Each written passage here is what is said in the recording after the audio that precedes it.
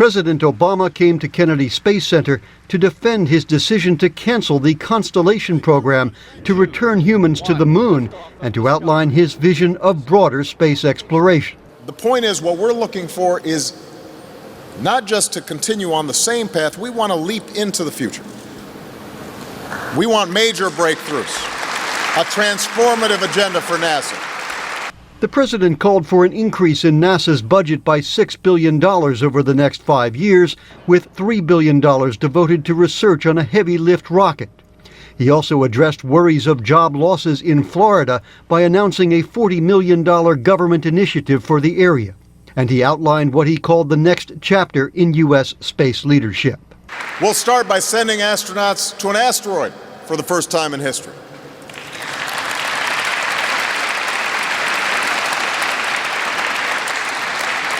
By the mid-2030s, I believe we can send humans to orbit Mars and return them safely to Earth.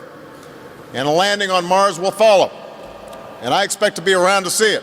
President Obama faces criticism in Congress and within the space community for the changes.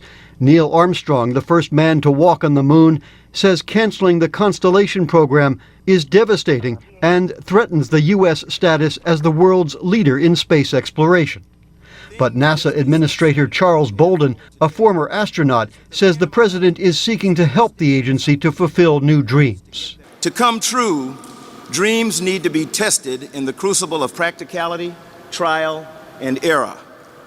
They need to be calibrated and thought through in painstaking detail so that all the pieces are certain to work together. In this case, to lift us physically, and I dare say emotionally and even spiritually, into the deep frontier, the star-studded universe that all of us are so anxious to explore. Mr. Obama recalled Armstrong's first moon landing in 1969 and challenged the agency to build upon that historic mission. It wasn't just the greatest achievement in NASA's history, it was one of the greatest achievements in human history. And the question for us now is whether that was the beginning of something or the end of something. I choose to believe it was only the beginning.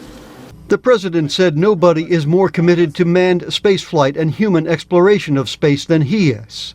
But he said it must be done in a smart way by breaking with past ways of doing things to make getting to space easier and more affordable. Dan Robinson, VOA News, the White House.